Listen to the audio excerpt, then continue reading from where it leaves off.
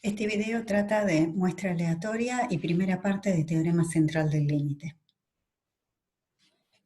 Primero vamos a hablar del muestreo aleatorio simple.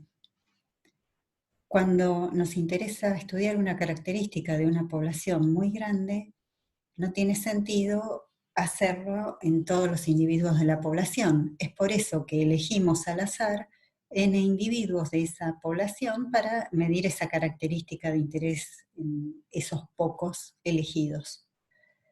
A los resultados de esas mediciones los consideramos variables aleatorias, y a estas variables aleatorias las vamos a llamar x1, x2, hasta xn. La condición debe ser que esas variables deben ser independientes y además todas tener la misma distribución.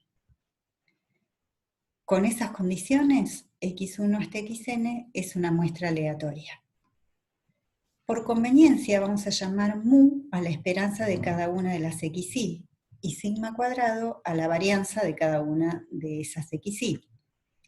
Si bien estamos usando la misma notación de esperanza y varianza que para las normales, la muestra aleatoria x1 hasta xn puede tener cualquier distribución. Entonces, en el video anterior vimos que hay combinaciones de variables aleatorias, entre variables aleatorias y constantes. Para las muestras aleatorias va a haber dos combinaciones que nos van a interesar más que ninguna otra. Una es la suma y la otra es el promedio. De cada una de ellas vamos a querer saber el centro y la dispersión, es decir, la esperanza y la varianza. Por lo tanto, tomamos x1 hasta xn, una muestra aleatoria, cuyo centro es mu para cada una de las xy y cuya varianza es sigma cuadrado para cada una de las xy. La suma es la sumatoria de las xy, desde 1 hasta n. Y la esperanza, ya vimos que podíamos aplicar linealidad, entonces finalmente la esperanza de la suma de las xy termina siendo n veces mu. Pueden verificarlo rápidamente.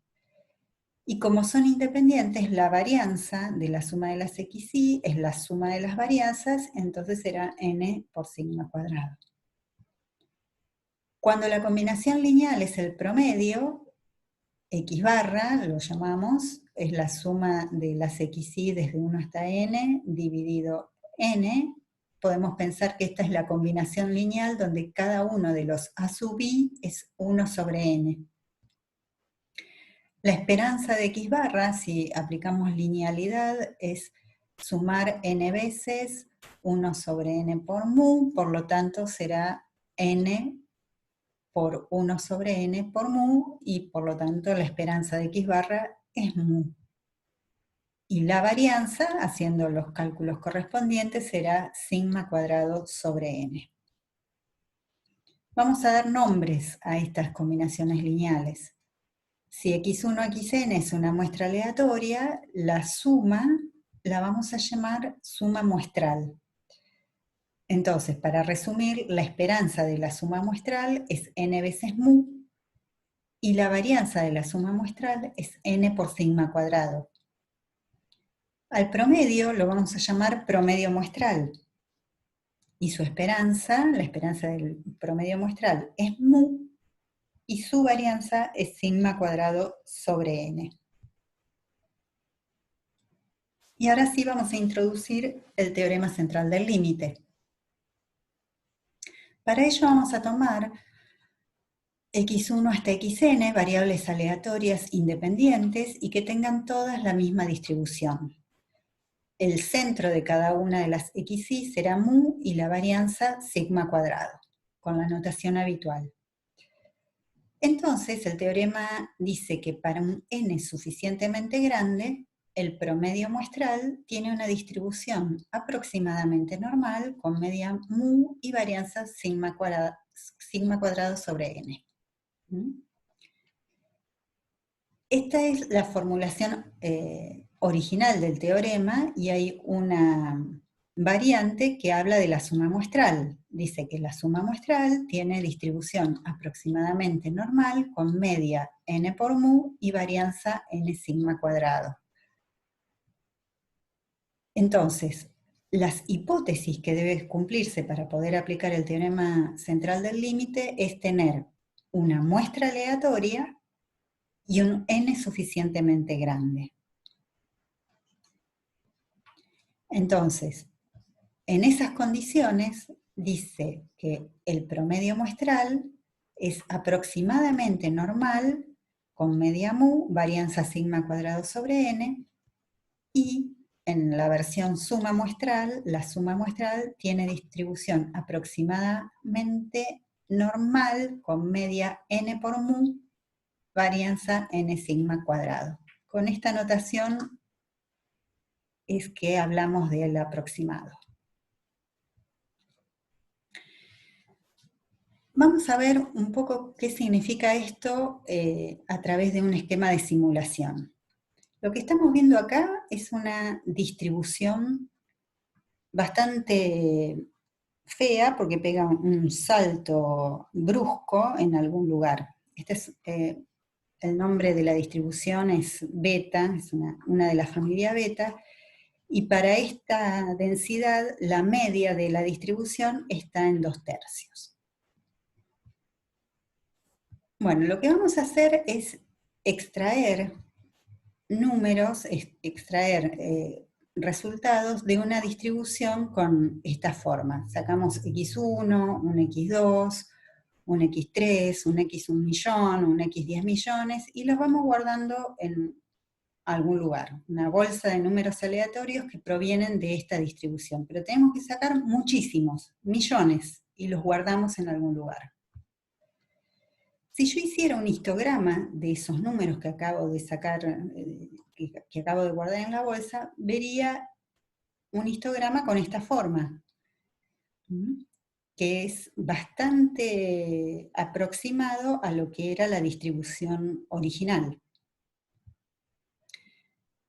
Si yo a ese histograma le pongo por encima una distribución normal con centro en 2/3, la distribución normal la vería así, o sea, nos damos cuenta que evidentemente la distribución normal con media en la media de la beta es bastante diferente a la distribución beta.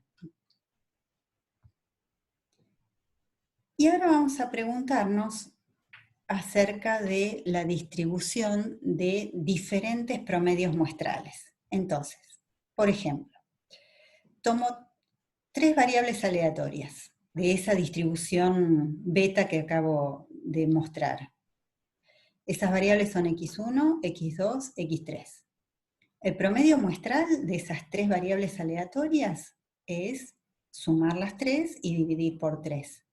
O sea, cada una de estas x1 es con esa distribución beta, la x2 también, la x3 también. Ahora, el promedio muestral no sabemos qué distribución tiene como variable aleatoria. Es una nueva combinación de la que no sabemos nada. Entonces vamos a hacer un proceso de simulación para ver la forma de la distribución de x barra, del promedio muestral. ¿Qué vamos a hacer? En el primer paso, tomamos una muestra de tamaño 3 de aquella bolsa enorme de números aleatorios. Calculamos el promedio y lo guardo en algún lugar, ese promedio. En un segundo paso, tomo otra muestra de tamaño 3, la promedio, y guardo el resultado en ese lugar donde había guardado el resultado anterior. Y esto lo hago muchas veces, por ejemplo, 50.000 veces. En el paso 50.000, tomo una muestra de tamaño 3, la promedio, y con eso guardo el resultado. Entonces, acá acumulé 50.000 promedios de A3 de aquellas distribuciones beta. Con esos 50.000 números hago un histograma. Y lo que veo es esto. El histograma muestra una distribución bastante acampanada. Lo que estamos viendo como línea negra es una densidad normal que tiene media en 2/3 y la varianza que corresponde a la varianza del promedio muestral. Es decir, que haciendo un promedio de 3 variables aleatorias de una distribución que era bastante fea y asimétrica, la distribución del promedio de esas 3 se va haciendo acampanado.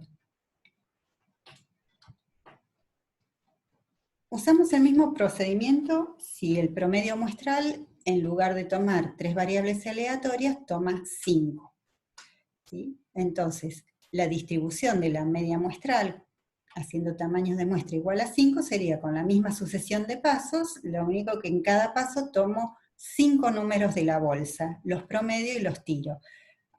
Lo reservo. Así 50.000 veces, con esos 50.000 números hago el histograma y le pongo por encima una distribución normal con media en 2/3, que es la media original, y la varianza que corresponde al promedio muestral con 5. Lo mismo hago cuando tengo tamaños de muestra 10, 15, 20, 30, es decir, que en cada paso vemos que la forma de campana se hace cada vez más aguda y que quedan cosas más adentro encerradas por la función densidad normal. Se pega cada vez mejor. Entonces, en cuanto más grande es el tamaño de muestra, bueno, mejor responde la distribución de la media muestral a una normal. Bueno, acá terminamos el teorema central del límite, parte 1.